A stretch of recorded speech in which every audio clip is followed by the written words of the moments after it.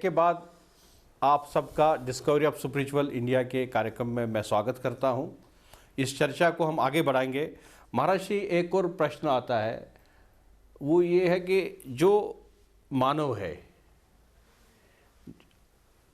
इस मानव को ये बताया गया है कि आप अगर सक्सेसफुल होते हो इस जीवन में, या आप अगर कामयाब नहीं होते हो, तो ये आपके पुराने जन्म के पुण्य होंगे या पाप होंगे, उसके कारण आप कामयाब हो सकते हो या कामयाब नहीं हो सकते हो।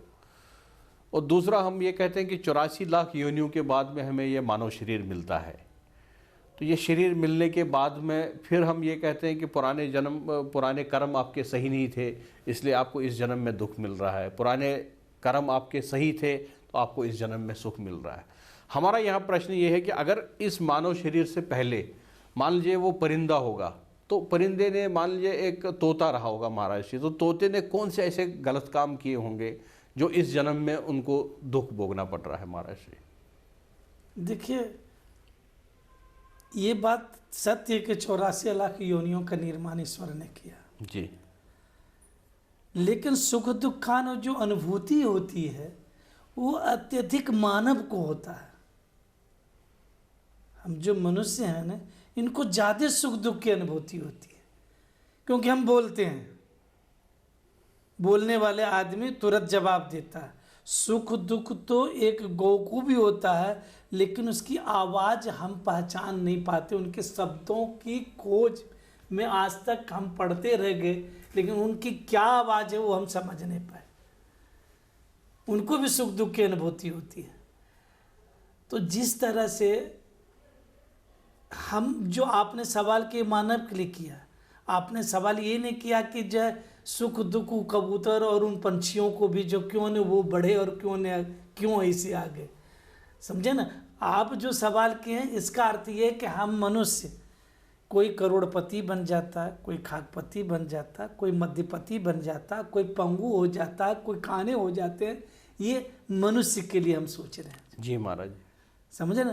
तो ये जो हमारा अंधापन है, ये अंधापन जो है, ईश्वर आपको अंधा बना के नहीं भेजा। भगवान गीता में उस धृतराष्ट्र के लिए भी कहते हैं कि तू जो अपनी मन की चक्षु खोल, समझ ना, तू अपनी मन की चक्षु खोल। आँख तो तुम्हारा ये तो नेत्रहीन है, मतलब ये नेत्रहीन का मतलब ये जो नेत्र है ना, ये मांसपिंडों से बना हुआ है, और मांसपिंड गलित भी हो सकता है। अगर घाव हो गया, हमको शुगर का रोग है तो गलने लग गए, तो मांसपिंड जो ये बना है, ये क्या है? जर्जर है। इदम शरीरम सतसंधि जर्जरम। हमारे ईश्वर ने इस शरीर का निर्माण करके 100 जगह से संधि बना दिया है, और जो चीज़ संधि रहता है वो क्या होगा? जर्जर, वो तो जर्जर है, टूटना। वो तो यूं ही टूटा हुआ, तोड़ना क्या है? वो तो यूं ही टूटा हुआ।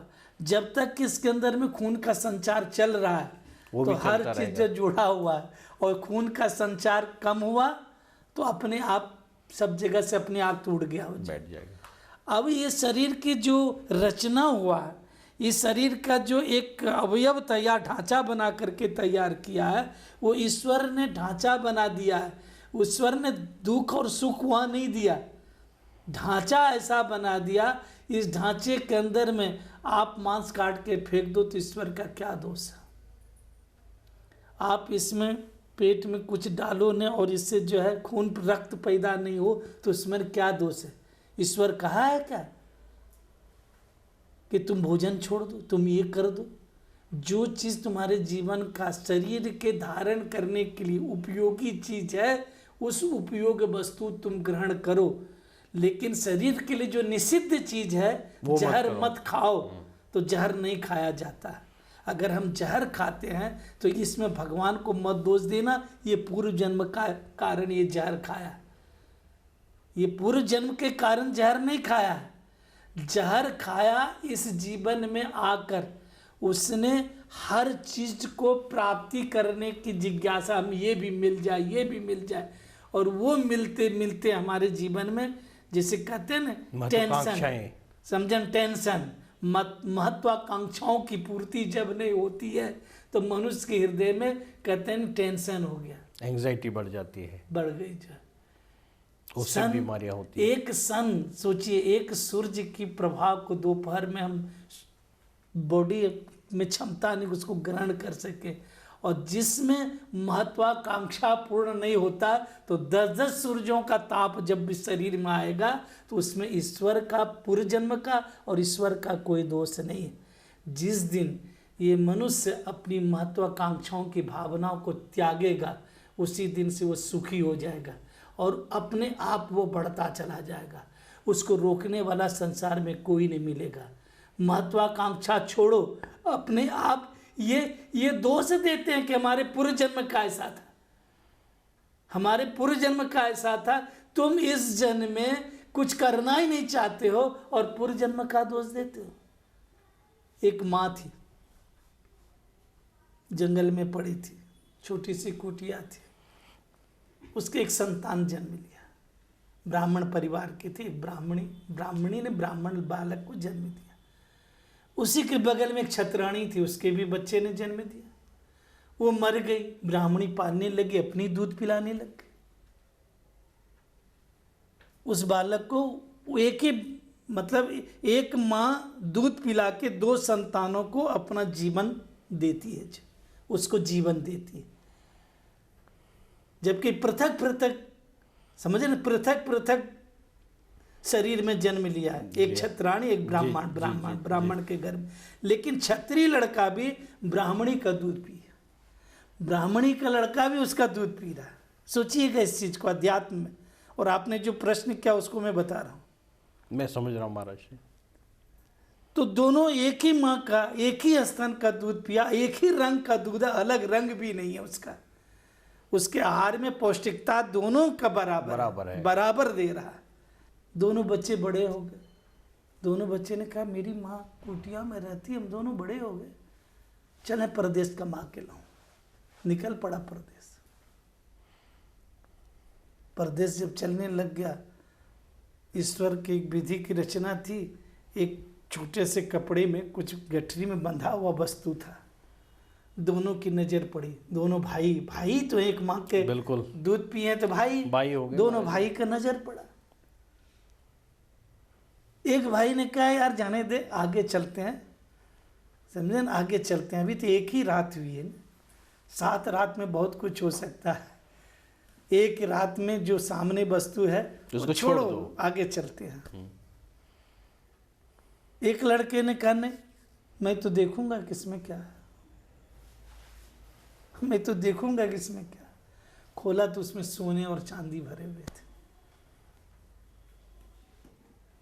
एक लड़के ने कहा मैं तो यहीं से लौटता हूँ, तू भी चल। कहा मैं नहीं, मैं तो और आगे बढ़ूंगा, थोड़ा बड़ा सोना निकालता हूँ, समझे, मैं तो आगे बढ़ूंगा, तुमको लेना ले, मैं तो आगे जाऊंगा, मैं आगे जाऊंगा, ये तू रख। वो जो था ना, वो ब्राह्मण का लड़का था, वो श्रम नहीं करना चाहता। बिना श्रम का आप धर्म भी नहीं जान सकते हो और बिना श्रम का धन भी प्राप्त नहीं कर सकते हो। श्रम दोनों के लिए चाहिए, अध्यात्म के लिए भी श्रम चाहिए और धन के लिए भी श्रम चाहिए। आज के इस भौतिकवाद में हम श्रम करना भूल गए। आज साइकिल पर चलना नहीं चाहते हैं, सब कोई सोचता है स्कूटर से चलूं, स्कूटर भी छोड़ के कार 4 पहिए पर चलूं, 4 पहिए भी मिल जाता, कहता मैं पेंजरो से चलूंगा, वो भी मिल गया कि मैं BMW से चलूंगा। तो ये हमारी चलने की भावना हो गई। अब वो जो हमारे महत्वाकांक्षा है वो पूरा नहीं हो रहा है, वहां से फैल हुए पुनर्मुस्को भव, आप गिर गए, टेंशन में आ गए और वही आपके जीवन का मौत है। तुम अजर थे, अमर हो और आज भी रहोगे, लेकिन तुम जो टेंशन महत्वाकांक्षा का पाल रहे हो वही तुम्हारा सर्वनाश का कारण बनता है। वो उतना सा धन लेके लौट गया, अपनी माँ की सेवा करने लग गया। वो लड़का आगे बढ़ता चला गया, एक दिव्य शहर में पहुंचा, रजवाड़े के पास में। सोचा मैं राजा का दर्शन कैसे करूं, कोई जरिया चाहिए। राजा का महल में काम चल रहा था, वो वहां पर ईंटा ढोने लग गया। ईटा ढोने के बाद उसको पैसा मिलने लग गया। कहा कि बेटा पैसा हमें नहीं चाहिए, तो क्या चाहिए तुम्हें? कहा मुझे इस महल का राजा से मिला था, इस महल के राजा से मिला था जी।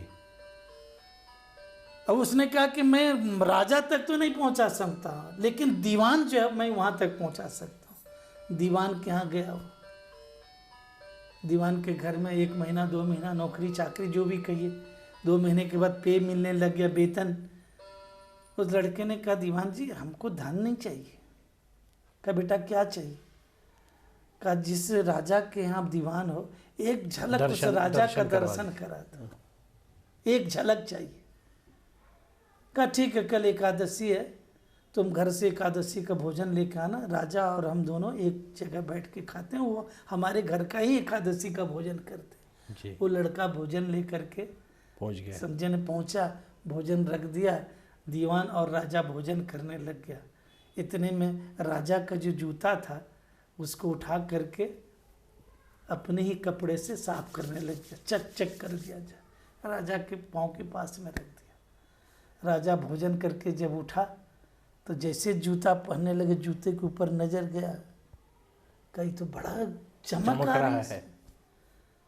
कहा सुनो दीवान जी, हाँ इस लड़के को मेरे महल में भेज दो, इस लड़के को मेरे महल में भेज दो। राजा के एक ही कन्या, सोचने लगा उसके सेवा का भाव था। याद रखना, सेवा से सब कुछ मिल सकता है।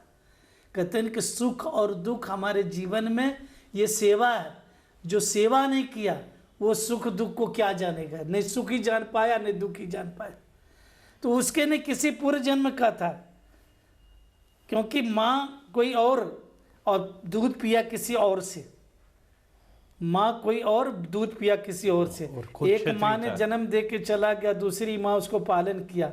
उसके जीवन में ये जिज्ञासा थी कि जिस माँ का मैं दूध पिया हूँ उस माँ को मैं इतना सुख दे दूँ, इतना सुख दे दूँ, एक महारानी के सरीखे रहे। और उसने उस चीज़ को करके दिखाया। जो एक संतान था अभागा, कर्म कर रहा है लेकिन छोटी सी चीज़ लेके लौट गया, वापस चला गया। इसलिए जो है ईश्वर पर दोष नहीं देना चाहिए, न अपने पूर्व जन्म न आगे की जन्म, न मैं पूर्व जन्म न आगे की जन्म। ये तो एक दंतवक कथा है, आदमी कह देता है अरे यार पूर्व जन्म की तो है, ये पूर्व जन्म से ऐसा हो गया, ये पूर्व जन्म से हम दुखी हैं। अरे पूर्व जन्म से क्या दुखी हो, अभी वर्तमान में जो ईश्वर ने तुमको समय दिया उस समय का तो सदुपयोग करो। क्यों अपने पूर्व जन्म और आगे के जन्म के बारे में सोचते हो? जिसने अपने जीवन में वर्तमान को नहीं बनाया वो भविष्य भी नहीं बना सकता। भूत जो था, इसलिए वर्तमान देखना चाहिए इंसान को। जो अपने पूर्व जन्म और इन जन्मों के चक्कर में नहीं फंसना चाहिए।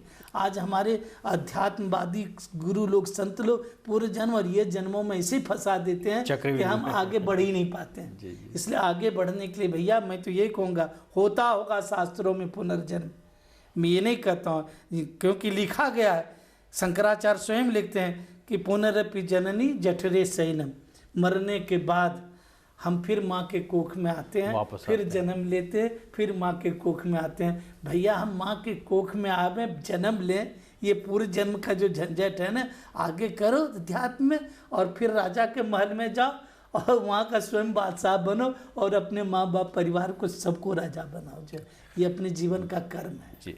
बहुत ही सुंदर वाक्य में महाराज श्री ने इस पर रोशनी डाली। और यहाँ पर एक टेक है, लर्निंग है। वही लर्निंग ये है कि जो हमारा जीवन है हमें ज़्यादा कॉम्प्लिकेटेड थॉट्स में नहीं पड़ना है। हमें ये नहीं सोचना कि हमारे 84 लाख योनियों में जन्म हुआ है, फिर पुराने जन्मों के हमारे अच्छे कर्म थे या बुरे कर्म थे। महाराज श्री का यहाँ पर कहना ये है कि जो आपको ये वाला जन्म मिला है, ये जन्म आपका 50 साल का है, 60 साल का है, 70 साल का है या 80 साल का है, आप निष्काम कर्म करते रहिए, आप लगातार कर्म करते रहिए, अच्छे काम करते रहिए। आपको इस जन्म में उन कर्मों का फल मिलेगा। आप शॉर्टकट से काम करना शुरू करोगे, शॉर्टकट ढूंढना शुरू करोगे, जैसे ब्राह्मण के बेटे ने शॉर्टकट ढूंढा था, तो आपको छोटी छोटी चीज़ें मिलके आपको उसी में संतोष रखना पड़ेगा। अगर आप संतोष नहीं रखना चाहते हैं तो आप काम करते रहिए, आपका जीवन बड़ा होगा, आप सक्सेसफुल आदमी व्यक्ति बनेंगे। और सुख दुख तो चलता ही रहता है जीवन में। आप कंटिन्यूअस काम करेंगे तो वो दुख भी आपका सुख में ही परिवर्तन होगा। ये चर्चा हम यहाँ पर कुछ समय के लिए रोक रहे हैं। एक ब्रेक के बाद हम वापस चर्चा को जारी रखेंगे।